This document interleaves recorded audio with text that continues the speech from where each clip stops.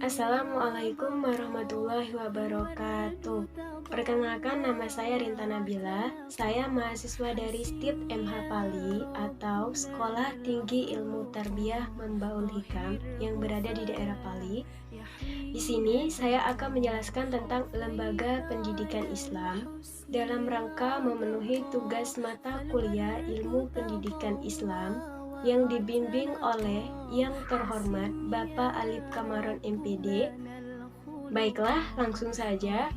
Lembaga Pendidikan Islam secara terminologi menurut Hasan Langgulung, lembaga pendidikan Islam adalah suatu sistem peraturan yang bersifat mujarad, suatu konsepsi yang terdiri dari kode-kode, norma-norma, ideologi-ideologi, dan sebagainya, baik yang tertulis ataupun tidak tertulis, termasuk perlengkapan material dan organisasi simbolik. Lembaga adalah kelompok manusia yang terdiri dari individu-individu yang dibentuk dengan sengaja ataupun tidak sengaja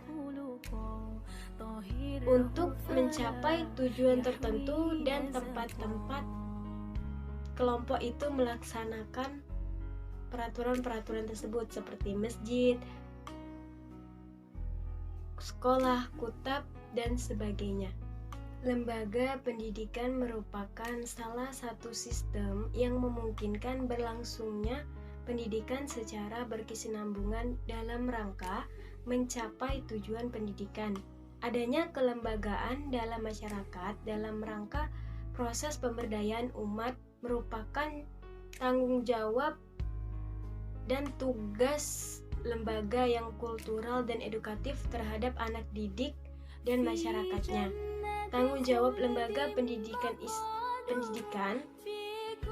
tersebut dalam segala jenis menurut pandangan Islam adalah erat kaitannya dengan usaha menyukseskan misi sebagai seorang muslim. Lembaga pendidikan Islam merupakan hasil pemikiran yang dicetuskan oleh kebutuhan-kebutuhan masyarakat yang didasari, digerakkan, dan dikembangkan oleh jiwa Islam. Jiwa Islam yang dimaksudkan di sini itu menurut Al-Quran dan Al-Sunnah. Nah, tadi kita sudah bahas tentang pengertian lembaga pendidikan Islam. Yang kedua, kita akan bahas prinsip-prinsip lembaga pendidikan Islam. Prinsip lembaga pendidikan Islam memiliki sifat permanen dan ideal.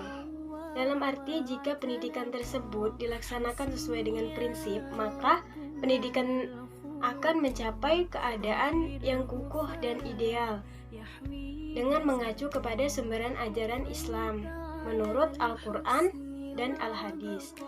Menurut para sejarawan, ada 9 prinsip yang mereka kemukakan. Yang pertama, prinsip wajib belajar. Prinsip wajib belajar adalah prinsip yang menekankan agar setiap orang dalam Islam meningkatkan kemampuan diri dalam bidang pengembangan wawasan, pengetahuan, keterampilan, pengalaman, intelektual, spiritual, dan sosial merupakan kewajiban yang harus dilaksanakan. Dan yang kedua, prinsip pendidikan untuk semua atau education for all. Di sini yang dimaksudkan pendidikan untuk semua adalah pendidikan yang menekankan agar dalam pendidikan tidak terdapat ketidakadilan perlakuan atau berlaku tidak adil yang sama artinya dengan bersifat diskriminasi, membeda-bedakan. Artinya berlaku sama, semua sama. Yang ketiga, prinsip pendidikan sepanjang hayat atau long life education. Yang di sini yang dimaksudkan prinsip yang menekankan agar setiap orang dapat terus belajar dan meningkatkan dirinya sepanjang hayat. Yang artinya itu belajar terus-menerus.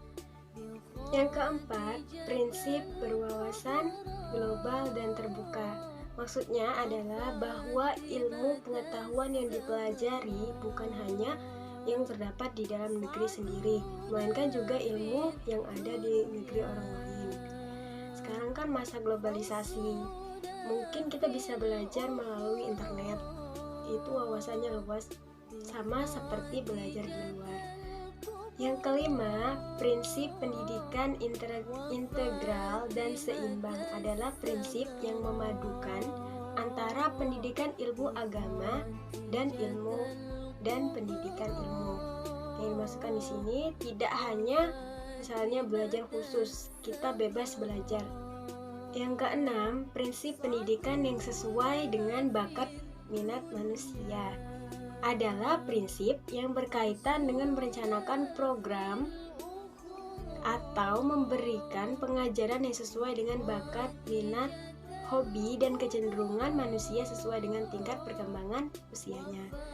Di sini yang dikatakan prinsip yang keenam ini maksudnya misalnya suatu lembaga formal nih, TK. Misalnya kan anak usia TK itu kan paling senang bermain dan bernyanyi. Nah, jika dibandingkan dengan tingkatan anak SD, itu tentu ada sedikit perbedaan. Kalau anak TK senang bermain, maka belajarnya mungkin sambil bermain. Dan kalau tingkatan anak SD, itu sudah ke jenjang yang cukup serius. Belajarnya mulai dari belajar membaca, belajar menghitung. Yang ketujuh, prinsip pendidikan yang menyenangkan dan mengembirakan ialah prinsip pendidikan yang berkaitan dengan memberikan pelayanan yang manusiawi, yaitu pelayanan yang sesuai dengan kebutuhan manusia, selalu memberikan jalan keluar, selalu memberikan pemecahan masalah, memuaskan, mencerahkan, dan mengembirakan. Yang kedelapan, prinsip pendidikan yang berbasis pada riset dan rencana. Maksudnya adalah pendidikan yang dilaksanakan dan dikembangkan berdasarkan hasil penelitian dan kajian yang mendalam, dan bukan berdasarkan dugaan atau asal-asalan. Prinsip pendidikan yang unggul dan profesional adalah prinsip pendidikan yang menjunjung tinggi dan mengutamakan mutu lulusan yang unggul dan ditopang oleh berbagai komponen pendidikan lainnya yang unggul pula. Baiklah, itulah yang dapat saya sampaikan. Mohon maaf jika terdapat kesalahan dan kekeliruan dalam penyampaian materi tadi. Barakallahu fikum. Saya akhiri. Wabillahi taufiq wal hidayah. Wassalamualaikum warahmatullahi